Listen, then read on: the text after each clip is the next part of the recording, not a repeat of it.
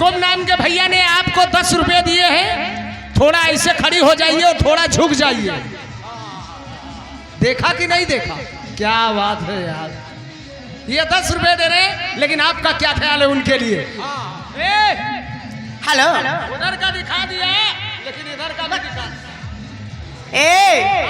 जिन बाबू ने दिया रुपया, अरे नाम याद पन्नामा हाथ में लेके हरिया। क्या? जिन बाबू ने दिया रुपया, अरे नाम लिखा दो पन्नामा। अरे आज न मिलबे, काल न मिलबे, परसों मिलबे पन्नामा।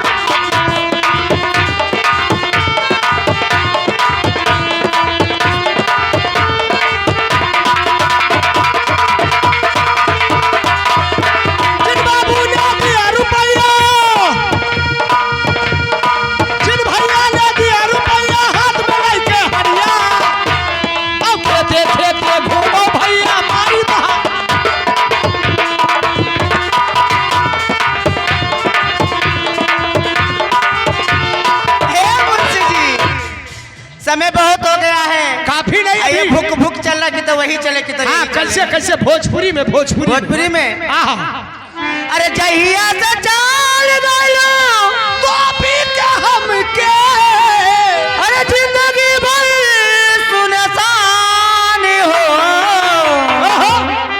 जाए चंदा ले आवा खबरिया, जाए चंदा ले आवा खबरिया, ऐसन बारे मर जान हो चंदा।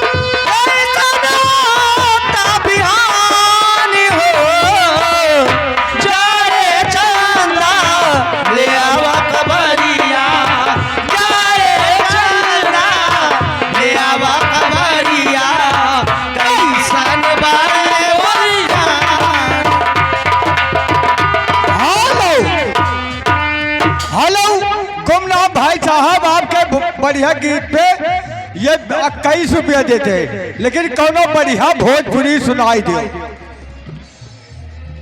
हेलो, ऐसी आइए। अरे भाग चला भौजाई देवर धक्का मारत, भाग चला भौजाई देवर धक्का मारत।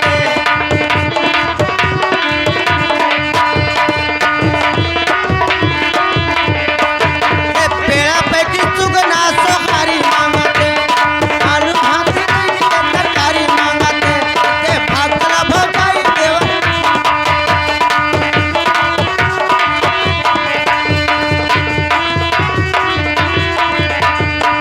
हेलो, मैं जा रही हूँ। काहे? मुझे समझ में नहीं आ रहा है। हेलो, सजाए खूब मिली। ए वीडियो वाले कहाँ भाग गए हो? सजाए खूब मिली तुमसे दिल लगाने की हो,